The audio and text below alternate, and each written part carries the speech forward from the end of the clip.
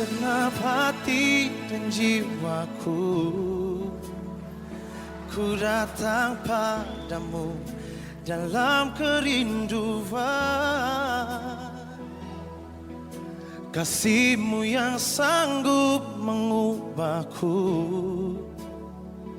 dan menguatkanku dalam pengharapan. Yesus, Engkaulah mata hatiku,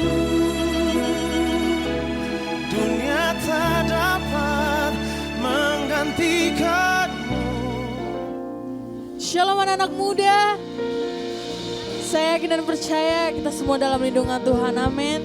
Tuhan Yesus baik bagi setiap kita. Mari kita siapkan hati kita, kita mau masuk lagi dalam hadirat Tuhan. Kita mau angkat setiap pujian penyembahan kita sebab Tuhan Yesus Allah yang baik. Haleluya.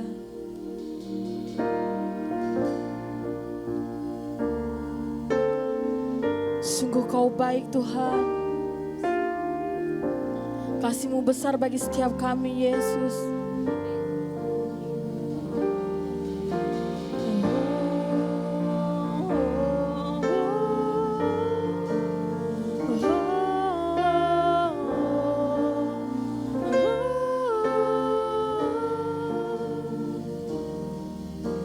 Tuhan, kasih-Mu sungguhlah mempesona diriku.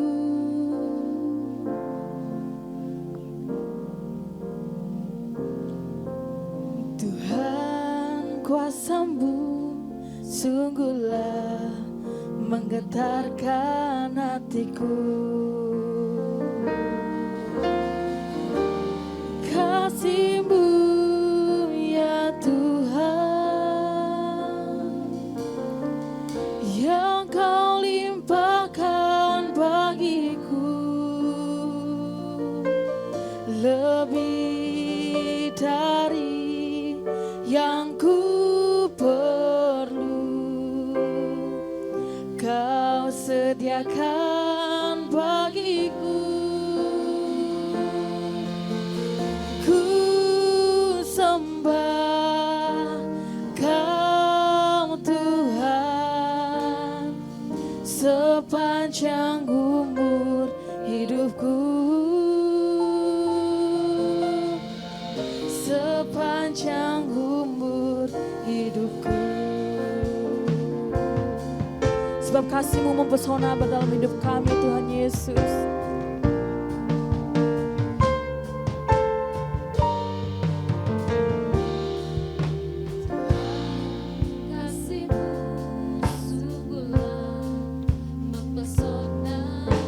Tuhan, kasih-Mu sungguhlah mempesona diriku. Sungguhlah menggetarkan hatiku.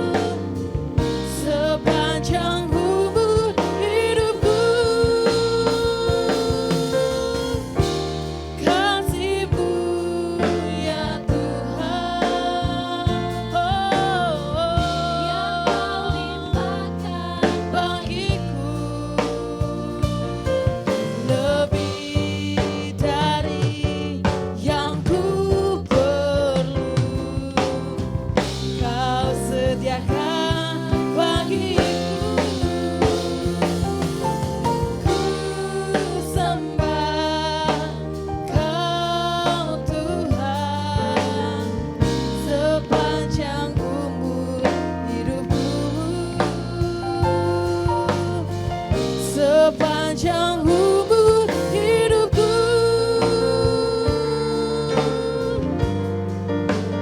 Sebab kasih-Mu Tuhan, kasih-Mu Bapa. Terima kasih Tuhan, sebab kasih-Mu mempesonaku.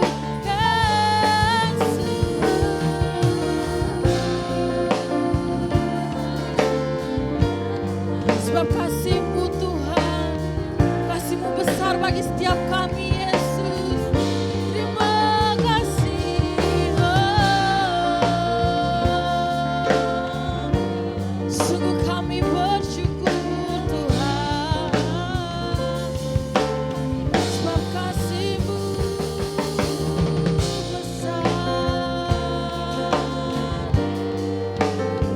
Kasih-Mu Tuhan, kami mau selalu bersyukur buat kebaikan-Mu, buat kasih setia-Mu Tuhan.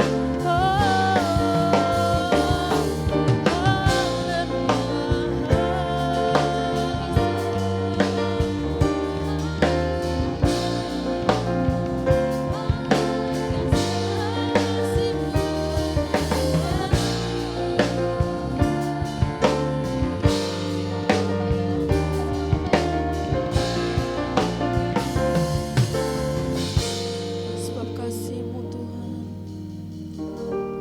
kasih-Mu ya Tuhan, yang Kau limpahkan bagiku, lebih dari yang ku perlu. Kau sediakan bagiku. Ku sembah Kau Tuhan, sepanjang umur hidupku. Sepanjang umur hidup, sebab kasih-Mu, oh kasih-Mu ya Tuhan, yang Kau limpahkan, yang Kau limpahkan bagiku,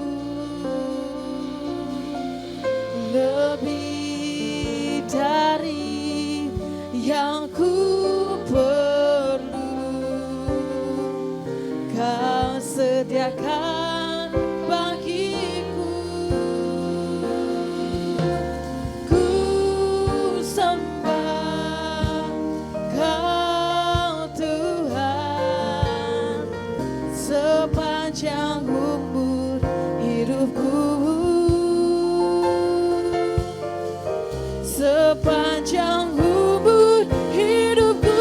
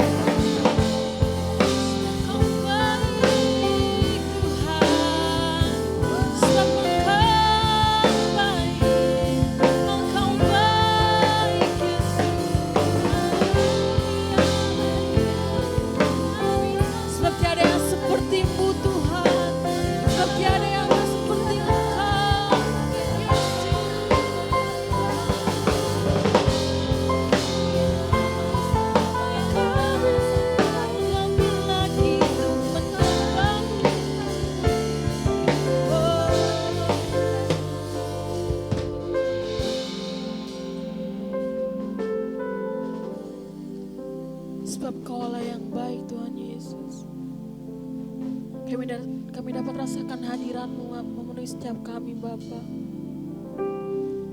Kami mau selalu rasakan kasih-Mu atas setiap kami Yesus. Penuhi setiap kami Bapa. Penuhi setiap kami dengan kasih-Mu Yesus. Terima kasih Yesus, terima kasih Yesus. Sebab Kau baik, Kau sungguh baik.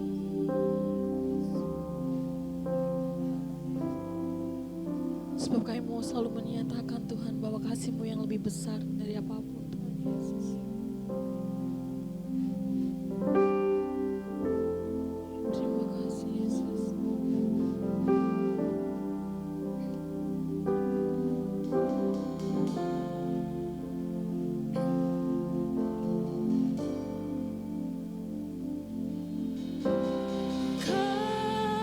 Kasih-Mu bagai embun yang turun tiap pagi, selalu baru bagiku. Janji-Mu menopang hidupku. Ku percaya padamu. Kasih-Mu bagai embun yang turun setiap pagi, selalu baru bagiku. Janji-Mu menopang hidupku. Ku percaya kasih-Mu, kasih-Mu bagai embun yang turun setiap pagi, selalu baru bagiku. Janji-Mu menopang hidupku. Ku percaya padamu. Kasih-Mu bagai embun yang turun setiap pagi, selalu baru bagiku. Janji-Mu menopang hidupku. Ku percaya padamu, Kau Bapa yang baik.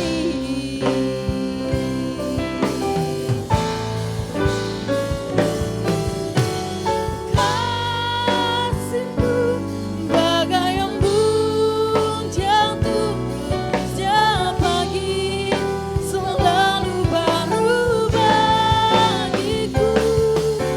Janji-Mu menopang hidupku. Ku percaya padamu, Kau Bapa yang baik. Ku percaya padamu, Kau Bapa yang baik.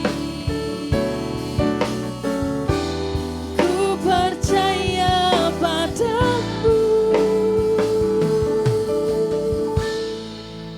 Kau Bapa yang baik.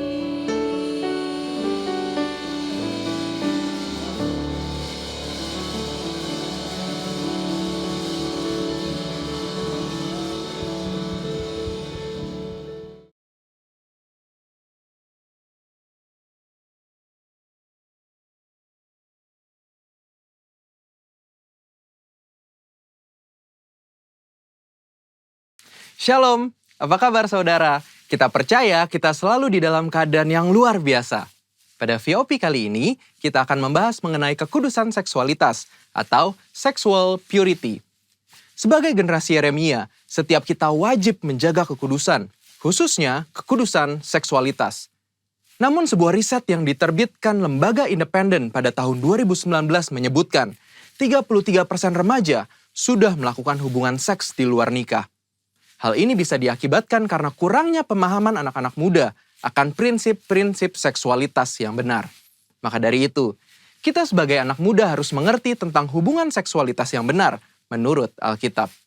Kita percaya Tuhan menciptakan hubungan seksual itu sakral dan kudus di hadapan Tuhan.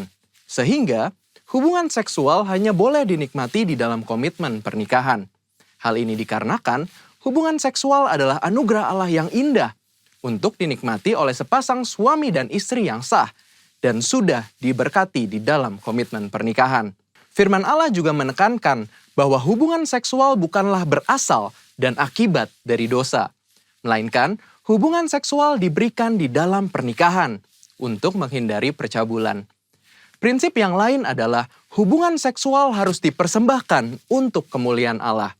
Kita harus mengerti bahwa hubungan seksual bukanlah sekedar kepuasan fisik semata, namun hubungan seksual memberikan pengertian hubungan yang mendalam antara suami dan istri.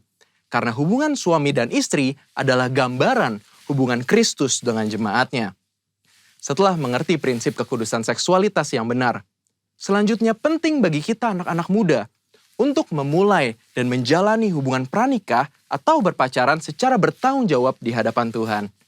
Ada beberapa perbedaan yang paling mendasar dari hubungan pranikah atau pacaran secara duniawi dan hubungan yang bertanggung jawab di hadapan Tuhan.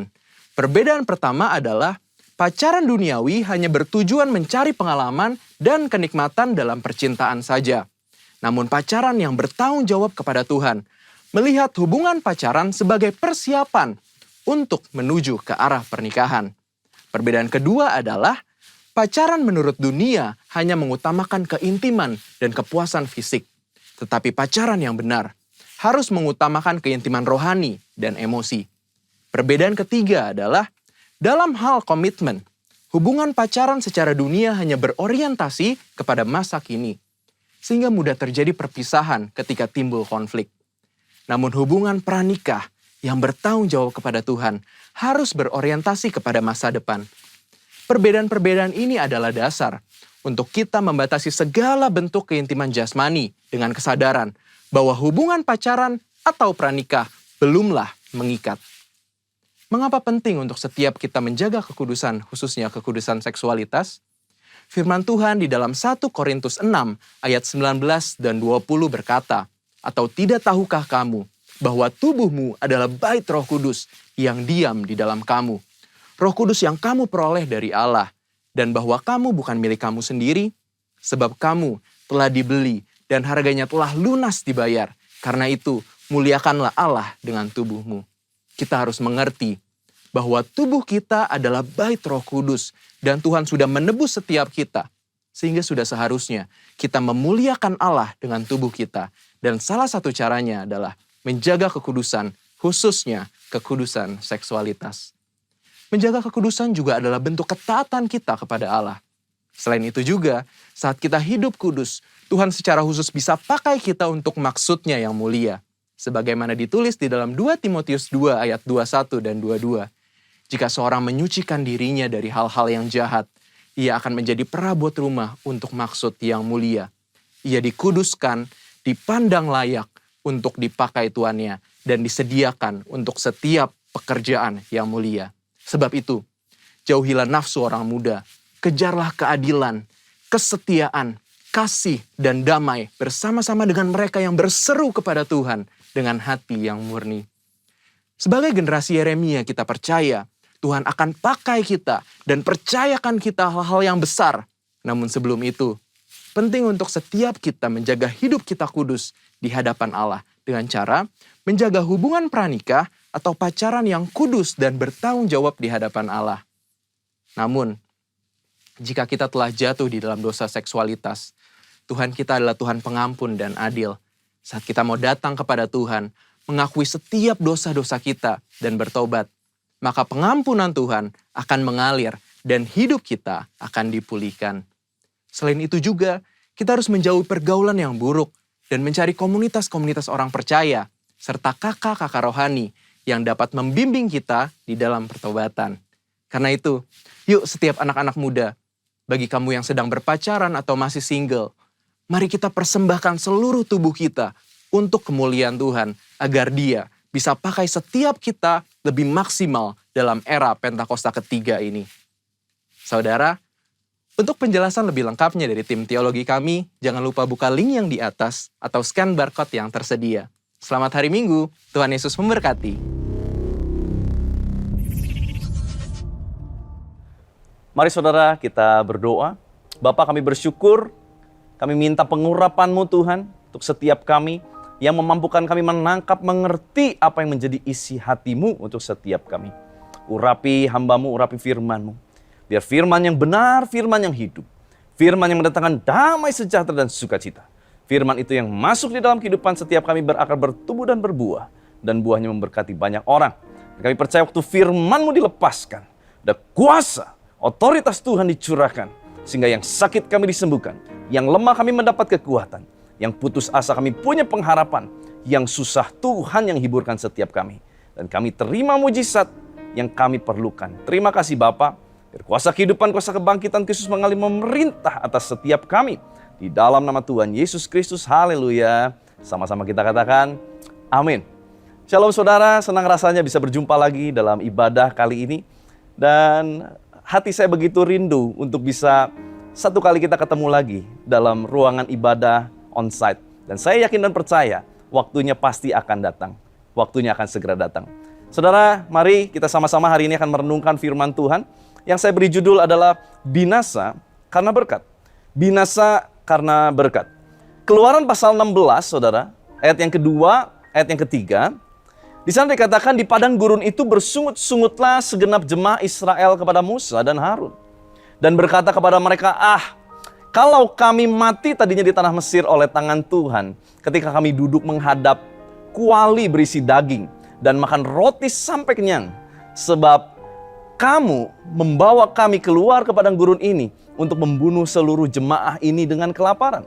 Dan di ayat yang keempat dikatakan, sesungguhnya aku akan menurunkan dari langit hujan roti bagimu. Maka bangsa itu akan keluar dan memungut tiap-tiap hari sebanyak yang perlu untuk sehari. Supaya mereka kucoba. Nah, kata kucoba di sana dalam bahasa aslinya artinya adalah to prove. Untuk dibuktikan apakah mereka hidup menurut hukumku atau tidak. Dan pada hari yang ke-6 apabila mereka memasak yang dibawa mereka pulang, maka yang dibawa itu akan terdapat 2 kali lipat banyaknya dari apa yang dipungut mereka sehari-hari. Saudara, kalau kita lihat ayat ini adalah ayat di mana Tuhan mencurahkan berkat roti mana? Roti dari sorga turun ke bumi. Tetapi untuk menyikapi berkat Tuhan itu menjadi bagian kita. Saya yakin dan percaya, seperti janji firman Tuhan, Tuhan akan angkat saudara dan saya naik dan bukan turun. Menjadi kepala dan bukan ekor. Maka kita harus belajar bagaimana bersikap waktu kita nanti terima berkat Tuhan. Atau jangan-jangan saudara sekarang sudah banyak yang mulai mengalami berkat Tuhan. Mari kita betul-betul melihat bagaimana kita harus menyikapi berkat Tuhan ini, supaya berkat Tuhan tidak membawa kebinasaan kepada setiap kita. Saudara, kita akan pelajari bagaimana proses turunnya mana. Bilangan pasal 11 ayat 9. Dan apabila embun turun di tempat perkemahan pada waktu malam, maka turunlah juga mana di situ. Dan Keluaran 16 ayat 14 berkata, ketika embun itu telah menguap, tampaklah pada permukaan padang gurun sesuatu yang halus, sesuatu yang seperti sisik, halus seperti embun beku di bumi. Apabila embun turun di tempat perkemahan pada waktu malam. Saudara, sebetulnya embun dan mana itu Tuhan curahkan sejak malam. Nah, kalau kita lihat ini, kita ingat korelasi dengan satu firman Tuhan yang berkata, Tuhan memberkati orang-orang dikasihinya pada waktu tidur. Jadi sebetulnya mana itu sudah ada sejak malam hari. Tetapi bangsa Israel harus menunggu. Ada satu periode waktu. Dari malam sampai menuju pagi. Sampai embun itu mulai mencair. Baru mana itu muncul. Baru berkat itu kelihatan. Saudara, mungkin hari ini sebetulnya Tuhan sudah curahkan berkatnya dalam kehidupan Anda dan saya. Tetapi kita masih harus menunggu waktu. Ada waktu yang kita harus tunggu, yaitu waktu Tuhan. sampai berkat yang Tuhan curahkan itu menjadi sesuatu yang nyata, yang real, yang dapat kita nikmati. Dan kapan periode mengambil mana? Di Keluaran 16 ayat 21, setiap pagi mereka memungutnya, tiap-tiap orang menurut keperluannya. Tetapi ketika matahari panas, cairlah itu. Periodenya adalah jelas pagi hari, sebelum matahari menjadi panas. Saudara, dari ayat ini kita belajar, Tuhan tidak mau hidup kita menjadi hidup yang pemalas. Tuhan ingin kita menjadi orang-orang Kristen yang rajin bekerja. Ada 3 penyebab berkat menjadi masalah. Ada 3 penyebab berkat menjadi masalah. Yang pertama, kita harus hati-hati saudara. Berkat Tuhan bisa menjadi sesuatu yang baik, dan seharusnya memang menjadi yang baik. Mendatangkan damai sejahtera, mendatangkan sukacita dan kebaikan. Itu berkat Tuhan. Tetapi kalau berkat Tuhan mulai tidak menjadi baik, kita harus cek. Jangan-jangan ada yang salah dengan respon kita terhadap berkat Tuhan. Yang pertama, penyebab kenapa berkat bisa menjadi masalah adalah tidak mendengarkan instruksi. Tidak mendengarkan instruksi. Keluaran 16 ayat 19-20, Musa berkata kepada mereka bangsa Israel, seorang pun tidak boleh meninggalkan daripadanya, yaitu mana, sampai pagi. Tetapi ada yang tidak mendengarkan Musa dan meninggalkan daripadanya sampai pagi, lalu berulat dan berbau busuk. Maka Musa menjadi marah kepada mereka. Saudara, jelas Tuhan sudah memberikan berkat yang baik. Tetapi waktu mereka tidak mendengarkan instruksi itu, mereka meninggalkan berkat itu sampai pagi. Apa yang terjadi dengan berkat itu? Berkat yang harusnya menjadi baik, bermanfaat, sekarang menjadi busuk, berulat. Yang artinya berkat itu tidak lagi membawa kebaikan. Saudara, kalau berkat Tuhan sudah mulai menjadi busuk dan tidak membawa kebaikan, hati-hati. Jangan-jangan selama ini, hidup ikut Tuhan, kita tidak mendengar instruksi. Antara mendengar dan mendengarkan adalah 2 hal yang berbeda. Mendengar, masuk, keluar lagi. Kalau mendengarkan, masuk, dicerna, dan tidak keluar. Karena itu dicerna, masuk di dalam pikiran. Direnungkan, masuk di dalam hati. Banyak kali kita ikut Tuhan, kita cuma mendengar. Dan kita cuma pengen mendengar apa yang baik. Tapi hari ini, kalau kita mendengar ini, biarlah kita bukan cuma mendengar, tapi mendengarkan. Yaitu kita ada pay attention. Ada satu perhatian fokus untuk kita bisa mendengar sungguh-sungguh. Sampai kita tahu setiap instruksi-instruksinya. Beberapa saat ini, anak saya yang berusia hampir 6 tahun, lagi senang-senangnya belajar bermain Lego. Pencipta Lego itu sudah menentukan bahwa ada umur-umur tertentu untuk jenis Lego-Lego tertentu. Karena dia tahu itu adalah proses bagaimana anak-anak dilatih untuk mengembangkan otaknya melalui permainan Lego. Tetapi dasar anak-anak saudara ya, yang dia langsung cari adalah yang gampang. Dia pengennya langsung carinya yang orang-orangan, yang pasangnya gampang. Padahal jelas ada instruksinya dalam setiap mainan Lego yang dibeli. Dan instruksinya itu sudah begitu jelas. Di mana poin ke-1 kita harus lakukan apa, poin kedua, poin ketiga. Kenapa? Karena tujuannya supaya itu sesuai dengan mahakarya dari sang pencipta mainan Lego. Tuhan sudah memberikan mahakaryanya dalam kehidupan kita. Tetapi kalau kita tidak mendengar instruksinya, seringkali kita keluar dari jalur Tuhan. Kita keluar dari tracknya Tuhan. Di mana kita bisa mendapatkan semua instruksi itu? Firman Tuhan. Tuntunan Tuhan melalui hamba Tuhan. Visi yang Tuhan berikan kepada setiap bapak-bapak rohani di mana kita beribadah.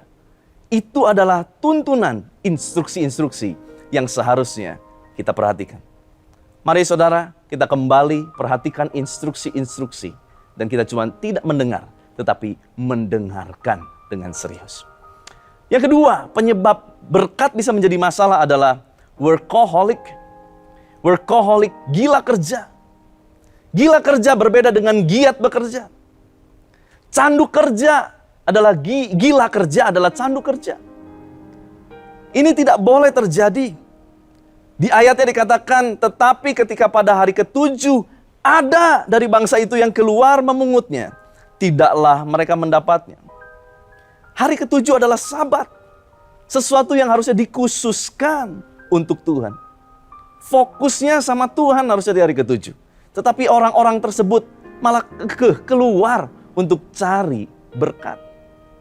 Padahal di ayat sebelumnya jelas, bagi setiap orang yang memasak di hari ke-6, apapun yang dibawa akan keluar menjadi 2 kali lipat. Karena itulah persiapan untuk Sabat. Saudara, buat saudara dan saya, kita harus ngerti, kita harus tahu apa Sabat. Sabat yang Tuhan berikan dalam kehidupan kita. Sabat pada zaman dulu konteksnya adalah hari. Sesuatu yang dikhususkan, yaitu hari. Tetapi Sabat pada zaman modern sekarang bukan hari saja yang kita maksudkan. Karena semua hari adalah baik di mata Tuhan. Tetapi harus ada sesuatu yang dikhususkan untuk Tuhan. Dan kita kerjakan itu sungguh-sungguh. Mungkin engkau struggle dengan pekerjaanmu. Mungkin itulah Sabat yang kita harus persiapkan sungguh-sungguh untuk Tuhan. Mungkin waktu. Saat orang lain masih tertidur, kita jam 4 subuh kita sudah bangun mencari Tuhan. Mungkin kita berkata, apa gunanya? Buat apa sih aku lakukan ini? Saudara, itu adalah Sabatmu. Di mana Sabat itu adalah sesuatu yang kita khususkan untuk Tuhan. Saudara, kalau saudara punya target-target duniawi, saudara pun harus punya namanya target-target rohani.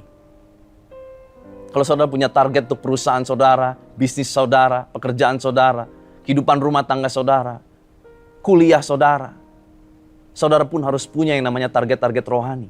Apa yang kita harus lakukan untuk rohani kita semakin baik, semakin baik, semakin baik. Sabat kita harus tahu. Sebab waktu kita mempersiapkan Sabat untuk Tuhan, perhatikan, Tuhan akan curahkan double portion blessing, berkat 2 kali lipat ke dalam kehidupan Anda dan saya. Kuncinya, persiapkan Sabat. Sesuatu yang kita khususkan untuk Tuhan. Pecandu kerja, ada satu penelitian tentang orang yang mulai disebut kategori pecandu kerja, saudara.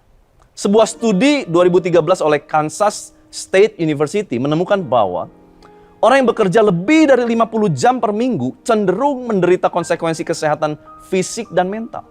Hari-hari ini banyak orang masuk depresi. Masuk wilayah menjadi manusia depresi. Kenapa? Karena mungkin salah satunya adalah kita mulai berubah dari giat bekerja menjadi candu kerja atau gila kerja. Ketidakmampuan untuk melepaskan diri dari pekerjaan pada awalnya mungkin tampak menghasilkan peningkatan produktivitas. Awalnya. Namun, seiring waktu, produktivitas menurun, hubungan terputus. Stres mengambil efek kumulatif dan akhirnya kecanduan bekerja dapat meningkatkan resiko kesehatan dan bahkan berkontribusi pada kematian dini. Semakin banyak orang bekerja, semakin banyak uang yang mereka hasilkan. Tetapi semakin lama jam mengurangi jumlah waktu luang yang tersedia untuk menikmati menghabiskan sebagian uang. Saudara, ini hasil penelitian sekuler. Tapi saya yakin dan percaya, ini menjadi satu cerminan buat kita semua. Bahwa kita nggak boleh menjadi orang yang gila kerja. Tapi kita harus menjadi orang yang giat bekerja untuk rencana Tuhan digenapi. Baik dalam marketplace, dalam kehidupan rumah tangga, kehidupan rohani. Semuanya menjadi baik. Saudara, mari tata ulang kembali. Kita punya jam kerja. Mari kita koreksi kembali. Kalau ternyata jam kerja kita mulai mengganggu hubungan kita dengan Tuhan, hubungan kita dengan keluarga. Mari kita koreksi. Yang ketiga, apa yang membuat berkat menjadi masalah, saudara? Yang ketiga adalah serakah. Bilangan 11 ayat 4, ayat 32, 34. Orang-orang bajingan yang ada di antara mereka kemasukan nafsu rakus, dan orang Israel pun menangislah pula serta berkata, siapakah yang akan memberi kita makan daging? Lalu sepanjang hari dan sepanjang malam itu dan sepanjang hari esoknya bangkitlah bangsa itu mengumpulkan burung-burung puyuh itu. Setiap orang sedikit-dikitnya mengumpulkan 10 homer, atau dalam terjemahan lain 60 keranjang, ada terjemahan lain 2000 liter. Kemudian mereka menyebarkannya lebar-lebar sekeliling tempat perkemahan selagi daging itu ada di mulut mereka. Sebelum dikunyah, Maka bangkitlah murka Tuhan terhadap bangsa itu, dan Tuhan memukul bangsa itu dengan satu tulah yang besar. Sebab itu dinamailah tempat itu Kibrot Ta'awa, karena di sanalah dikuburkan orang-orang yang bernafsu rakus. Saudara perhatikan, waktu bangsa Israel keluar dari tanah Mesir, mereka tidak keluar hanya dengan tangan hampa. Mereka bukan cuma diberkati dengan berkat materi, tapi mereka juga membawa keluar setiap ternak-ternak mereka. Jadi sebetulnya, daging itu ada suplai yang cukup untuk memenuhi kebutuhan sehari-hari mereka. Tetapi kalau roti tentu tidak mudah. Karena mereka tidak bisa bercocok tanam pada saat itu, mereka masih berpindah-pindah tempat. Maka Tuhan kirimkan mana. Nah dari periode Tuhan kirimkan mana dan Tuhan kirimkan burung puyuh, itu ada jeda waktu yang cukup panjang. Dan kalau kita bicara mengenai roti, kita bicara mengenai daging, kenapa di sini tiba-tiba Tuhan membahas mengenai ada orang-orang yang kemasukan serakah, nafsu rakus. Jadi pada saat itu ada sebagian orang yang merasa daging yang mereka terima itu kurang. Lalu mereka mulai berteriak minta daging. Sampai akhirnya Tuhan berkata kepada Musa, Tuhan kirimkan daging, yaitu berupa burung puyuh. Ini terjadinya begini saudara. Sejarah mencatat, di daerah Timur Tengah, khususnya daerah wilayah dekat Mesir, itu ada selalu fenomena, setahun sekali ada migrasi besar-besaran burung puyuh. Burung puyuh kurang lebih panjang badannya sekitar 18-20 cm. Dengan badan yang kekar atau berotot yang penuh dengan daging. Dan pada saat mereka migrasi besar-besaran, burung puyuh itu akan terbang rendah, sekitar kurang lebih 2 meter. Maka dari itu burung puyuh itu terbang bersama-sama dan bangsa Israel dengan mudah menangkap burung-burung itu. Saudara, waktu burung-burung itu sudah mereka tangkap, Alkitab mencatat mereka mulai mengolahnya. Waktu mereka mulai mengolahnya itu, belum juga mereka habis menggigit menelan makanan yang ada di mulut. Lalu mereka lakukan ini. Mereka segera menyebarkan semua burung-burung itu dengan tujuan dipanas terik matahari untuk diawetkan. Karena sejarah mencatat pada zaman itu, ada satu kebudayaan di Mesir di mana mereka mengawetkan makanan yaitu dengan cara dipanaskan. Bahkan ada satu terjemahan berkata, orang yang paling lambat mengumpulkan di antara orang-orang yang rakus itu. Yang paling lambat mengumpulkan, mereka berhasil mengumpulkan 60 keranjang penuh berisi burung-burung puyuh. Padahal besoknya Tuhan kirim lagi itu burung puyuh. Saudara bisa bayangkan berapa serakahnya orang-orang itu pada saat itu. Sampai akhirnya Tuhan murka karena keserakahan mereka. Padahal besok Tuhan kirim lagi. Saudara, serakah adalah hal yang mungkin kadang kita nggak sadari. Saya punya pengalaman dengan ini, saudara. Satu kali saya mendapat informasi, saya kena tipu, saudara. Semua tabungan pernikahan saya yang saya tabungkan, semuanya habis. Karena saya percayakan kepada seorang kawan saya yang saya sangat percayai. Dia adalah tadinya juga sama-sama melayani, dulunya juga kenal baik gitu ya. Betul-betul nih orang yang saya bisa percayai. Tapi tiba-tiba saya dapat informasi, saya ditipu. Semua uangnya hilang. Saya tidak percaya, saya sempat berpikir gini, orang lain dia bisa tipu lah. Masa dia berani tipu saya? Saya ini baik loh sama dia. Saya kenal lama sama dia. Mana beranilah dia tipu saya. Tapi betul saudara, setelah saya cross-check, betul. Semua uang yang saya titipkan di dia untuk diinvestasikan, semuanya habis, tidak bersisa. Saudara, pada saat itu saya bergumul sama Roh Kudus, Tuhan, kenapa ini terjadi?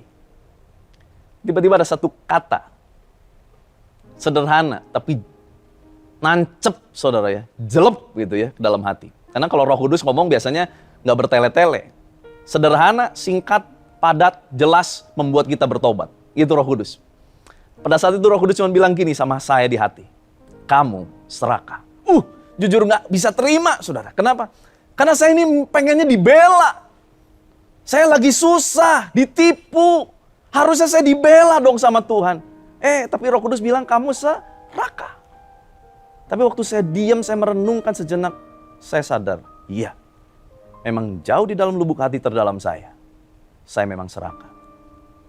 Karena orang ini, rekan saya ini menawarkan bunga yang lebih dari bunga pada umumnya. Walaupun tidak jauh dari umum, tapi dia tawarkan lebih. Dimana seharusnya kalau saya taruh di tempat deposito mungkin tidak dapat segitu. Kenapa? Karena serakah itu hal yang gak kerasa, saudara. Tapi saya bersyukur Tuhan tegur saya. Saya cepat minta ampun, saya berlutut, saya berdoa, Tuhan ampuni saya karena saya serakah. Dan Tuhan baik, sekalipun uang itu tidak pernah kembali. Tetapi hidup saya sampai hari ini tidak pernah kekurangan. Dan Tuhan selalu cukupkan apa yang saya perlukan. Maka dari itu saudara, kita perlu bedakan antara roti dan daging. Roti yang Tuhan berikan yaitu mana, itu adalah untuk memenuhi kebutuhan hidup. Sedangkan daging yang melalui burung puyuh, Tuhan hanya kasih 1 bulan penuh. Saudara, kita perlu bandingkan antara roti dan daging. Tuhan memberikan kepada setiap orang roti, pemenuh kebutuhan utama, yang Tuhan tetapkan menjadi sumber penghidupan. Tetapi kadang juga waktu kita berdoa, Tuhan, saya punya kebutuhan lain ini dan itu. Tuhan bisa buka daging-daging. Yaitu sumber-sumber tambahan untuk mencukupkan kebutuhan-kebutuhan urgensi tertentu dalam kehidupan kita. Tapi biarlah pandangan kita jangan kepada daging. Pandangan kita harus tetap kepada roti. Karena daging itu hanya untuk pelengkap saja pada saat itu. Sebab rotilah yang lebih utama. Daging hanya diberikan 1 bulan. Kebayang saudara kalau orang Israel terus berpikir untuk daging seperti burung puyuh itu. Burung puyuh hanya berjalan 1 bulan saja. Tetapi mana? Terus Tuhan berikan sampai mereka keluar masuk tanah perjanjian. Sampai zaman Yosua dan mereka mulai bercocok tanam. Barulah mana itu berhenti. Saudara jangan terjebak. Mungkin hari ini engkau punya penghasilan utama dari pekerjaan utamamu hanya untuk cukup memenuhi kebutuhan pokokmu. Gak apa-apa. Tapi jangan ditinggalkan. Kalau memang itu dari Tuhan, kerjakan sungguh-sungguh. Dan kalau kita berdoa dan Tuhan kirimkan daging-daging, biarlah daging-daging yang Tuhan kirimkan itu jangan menjadi fokus utama kita. Sebab itu mungkin hanya bertahan 1 bulan, mungkin hanya bertahan untuk periode waktu tertentu. Celaka saudara, kalau kita tidak jeli melihat ini dan mulai berpikir bahwa daging itu akan ada untuk selamanya. Lalu kita mulai meninggalkan roti itu dan beralih kepada daging. Saya melihat tidak sedikit orang-orang di sekeliling saya terjebak oleh hal-hal seperti itu. Mereka berpikir, oh ini sesuatu yang lebih baik. Tapi mereka nggak peka, nggak dengar instruksi, nggak tanya Tuhan. Lalu mereka terjerumus dengan pekerjaan-pekerjaan yang baru yang nampaknya lebih menjanjikan. Tetapi waktu mereka jalankan 1, 2, 3, 4 bulan. Di bulan-bulan tertentu, tiba-tiba pintu itu tertutup. Saudara, mari kita hari ini belajar bagaimana menyikapi berkat Tuhan. Sehingga berkat Tuhan tidak menjadikan kita binasa. Dan saudara, biarlah ini menjadi penutup saya. Mazmur 17 ayat 14-15. Biarlah perut mereka dikenyangkan dengan apa yang engkau simpan. Sehingga anak-anak mereka menjadi puas. Dan sisanya mereka tinggalkan untuk bayi-bayi mereka. Tetapi aku, kata pemazmur, dalam kebenaran akan kupandang wajahmu. Dan pada waktu bangun aku menjadi puas dengan rupamu. Saudara, di balik dari semua roti daging berkat, ada 1 roti di atas segala roti yang perlu kita lebih perhatikan, yaitu roti hidup, Tuhan Yesus Kristus. Saya yakin saudara, kalau hari-hari ini fokus kita lebih tertuju lagi kepada roti hidup, Tuhan Yesus Kristus, maka semua roti-roti yang kita butuhkan di bumi ini, Tuhan akan cukupkan dalam kehidupan kita. Bahkan Tuhan akan lipat gandakan bagi setiap kita. Supaya apa? Supaya kita bisa menjadi saluran berkat buat banyak orang. Dan nama Tuhan dimuliakan melalui hidup Anda dan saya. Mari kita tutup ibadah kita. Tuhan, kami bersyukur untuk setiap firman yang boleh dibagikan. Hamba-Mu jauh dari sempurna, tapi Engkau sendiri akan menyempurnakan segala sesuatu. Engkau yang akan mengurapi firman-Mu ini dan menjadikan segalanya baik dalam kehidupan kami.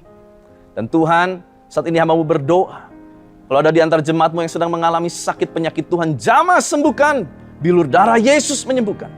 Kalau ada yang mengalami lemah tubuhnya, Tuhan berikan kekuatan.